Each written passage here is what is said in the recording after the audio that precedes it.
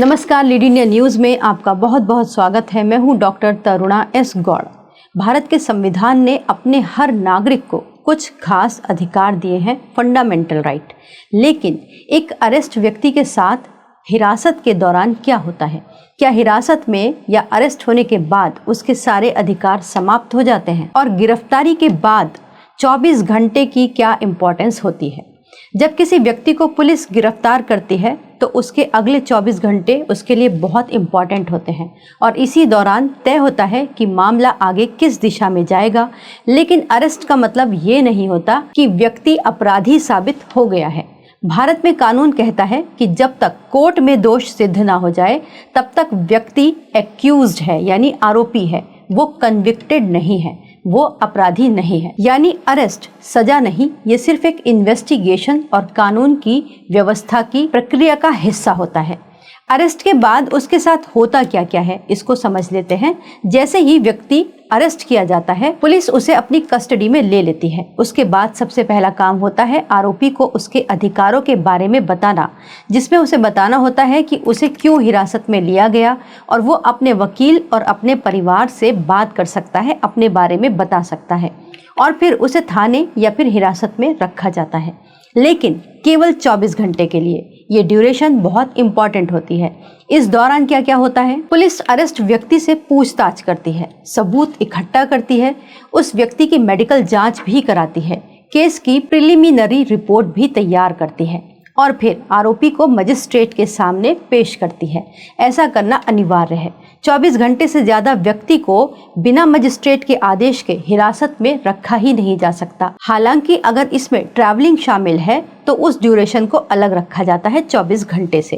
फिर भी 24 घंटे के अंदर अंदर कोर्ट में आरोपी की पेशी होना मैंडेटरी है, अनिवार्य है। अगर पुलिस ऐसा नहीं करती तो इसे इलीगल डिटेंशन या फिर अनलॉफुल कस्टडी माना जाता है। तो इसीलिए पुलिस आरोपी को 24 घंटे के अंदर अंदर मजिस्ट्रेट के सामने पेश कर देती है। अब मजिस्ट्रेट के सामने जब पेश किया जाता है तब क्या होता है?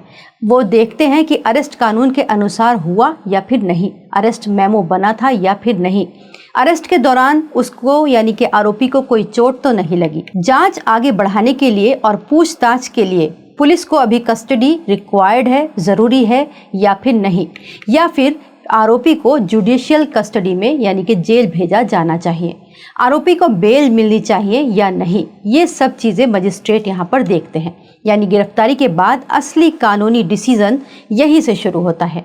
यहाँ एक बात आपके लिए जानना और भी ज़रूरी है कि अरेस्ट करते वक्त पुलिस ने नियम का पालन किया या नहीं, ये बहुत इंपॉर्टेंट हो जाता है। इसकी पूरी एक गाइडलाइन है और ये गाइडलाइन सुप्रीम कोर्ट ने अपने 3 फैसलों में दी। भारत में पुलिस कस्टडी में होने वाले टॉर्चर और मौतों के संज्ञान को लेते हुए सुप्रीम कोर्ट ने कई बड़ी गाइडलाइंस दी। उनमें से जो 3 इंपॉर्टेंट केस हैं वो हम आपको बताते हैं। अरेस्ट के मामले में सबसे इंपॉर्टेंट केस है DK Basu versus state of West Bengal. ये भारत का बहुत ही एक इम्पॉर्टेंट केस है। यहीं से अरेस्ट की गाइडलाइन डिसाइड हुई। सुप्रीम कोर्ट ने इस केस में कहा कि किसी भी व्यक्ति को गिरफ्तार करने से पहले पुलिस को अरेस्ट मेमो बनाना पड़ेगा। अरेस्ट का समय और जगह रिकॉर्ड में मौजूद होनी चाहिए। साथ ही साथ अरेस्ट होने वाले व्यक्ति के परिवार को सूचना दी जानी चाहिए। साथ ही अरेस्ट होने वाले व्यक्ति की मेडिकल जांच कराना अनिवार्य है। साथ ही साथ आरोपी को वकील से मिलने के लिए भी अलाउड किया जाना चाहिए। यानी पुलिस कस्टडी में भी कानून के दायरे तैयार रहते हैं। दूसरा एक इम्पॉर्टेंट केस था Joginder Kumar versus state of Uttar Pradesh. इस केस में सुप्रीम कोर्ट ने कहा कि हर अरेस्ट जरूरी नहीं होती। पुलिस को ये दिखाना पड़ेगा कि गिरफ्तारी वास्तव में आवश्यक थी। सिर्फ शक के आधार पर पुलिस मनमानी नहीं कर सकती। ऐसे ही तीसरा केस है Arunesh Kumar versus state of Bihar. ये फैसला खासकर 7 साल तक की सजा वाले मामलों में बहुत इम्पोर्टेंट माना जाता है। सुप्रीम कोर्ट ने कहा कि पुलिस तुरंत अरेस्ट करने की बजाय पहले इन्वेस्टिगेशन करे, जांच करे। और इसके अंदर ये भी कहा गया कि नोटिस अंडर लॉ पहले दिया जा सकता है, यानी सीधे अरेस्ट ना करके पहले वो नोटिस दे सकते हैं आरोपी को। इसके अलावा इस केस में साफ साफ गाइडलाइन दी गई कि अनावश्यक गिरफ्तारी से पुलिस को बचना चाहिए। इस फैसले का असर दहेज और मैट्रिमोनियल मामलों सहित कई मामलों में ये देखा गया। अब हम बात करते हैं कि क्या अरेस्ट होने के बाद व्यक्ति दोषी साबित हो जाता है? इसका उत्तर है नहीं, और यही बात समाज को भी समझने की आवश्यकता है।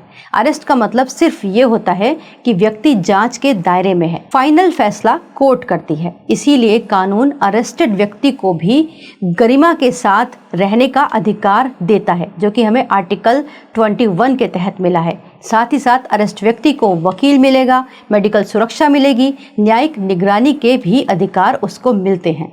इसके अलावा एक और बड़ा अधिकार है जो हर नागरिक को संवैधानिक सुरक्षा देता है, वो है राइट अगेंस्ट सेल्फ इंक्रिमिनेशन, यानी किसी भी व्यक्ति को अपने खिलाफ गवाही देने के लिए पुलिस बाध्य नहीं कर सकती। हमारे संविधान का आर्टिकल 20 उसका क्लॉज 3 कहता है कि no person accused of any offence shall be compelled to be a witness against himself, यानी कि इसका मतलब ये है किसी आरोपी व्यक्ति को जबरदस्ती अपने ही खिलाफ गवाही देने या फिर ऐसा बयान देने के लिए मजबूर नहीं किया जा सकता जिससे वो खुद ही फंस जाए। इसीलिए जब हिरासत में पुलिस चार्जेस लगाती है तो आरोपी मजिस्ट्रेट के सामने मुकर भी जाते हैं। ऐसे में पुलिस के सामने बड़ी चुनौती आ जाती है। अगर पुलिस ने जांच सही तरीके से की है, सबूत इकट्ठे किए हैं, अरेस्ट रूल फॉलो किए हैं, तो आरोपी की पुलिस हिरासत तय हो जाती है। नहीं तो यहाँ पर आरोपी को बेल भी मिल सकती है और पुलिस को फटकार भी मिल सकती है। तो अगर ऐसे में मान लीजिए इलीगल डिटेंशन है, पुलिस ने नियम तोड़े हैं, तो आरोपी के पास क्या अधिकार है, क्या वो कर सकते हैं? पहले ये भी समझ लीजिए कि पुलिस क्या नियम तोड़ सकती है, जैसे 24 घंटे के अंदर पेश ना किया जाए, परिवार को सूचना ना दी जाए, अननेसेसरी मारपीट की गई हो, इलीगल डिटेंशन में रखा गया हो और उसका मेडिकल ना कराया गया हो। तो ये अरेस्ट मेमो के खिलाफ बातें हैं। तो इसके खिलाफ व्यक्ति मजिस्ट्रेट के सामने शिकायत कर सकता है या फिर आरोपी के परिजन हैबियस कॉर्पस भी दाखिल कर सकते हैं। इसके साथ ही साथ वो ह्यूमन राइट्स में भी पुलिस के खिलाफ शिकायत कर सकते हैं। तो ये थे अरेस्ट व्यक्ति के अधिकार। अगर आपको भी इनके बारे में जानकारी नहीं थी तो आपको ये वीडियो कैसा लगा, इसे हमें कमेंट बॉक्स में लिखकर ज़रूर बताइएगा। वीडियो देखने के लिए बहुत बहुत धन्यवाद। वीडियो को लाइक करें, हमारे चैनल को सब्सक्राइब करें। हमारे वीडियो सबसे पहले देखने के लिए बेल आइकन प्रेस करना ना भूलें।